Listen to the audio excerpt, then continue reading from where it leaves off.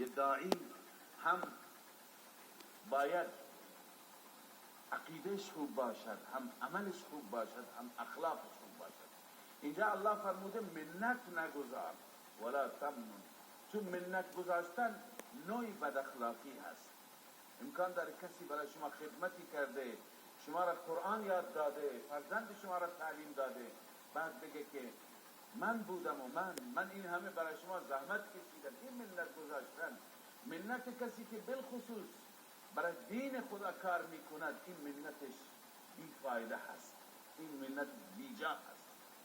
لذا الله میفرماید ولا تمنن، بر تبلیغ منت نگذار که تستكبر، از این طریق زیاده طلبی بکنی. زیاده طلبی چی؟ بعضی استکثار مال گفتن، بعضی استکثار مقام گفتن، که منت بگذاری جایگاهت را ببری بالا، شخصیتت را ببری بالا، یا نه بخواهی مال جمع بکنی. هر دو درست نیست.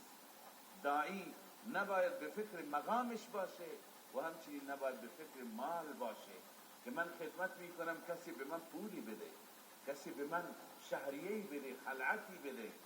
لذا الله عزوجل میفرماید که در راه خدا هم عملت خوب باشه، هم اخلاقت خوب باشه، هم عقیدت خوب باشه.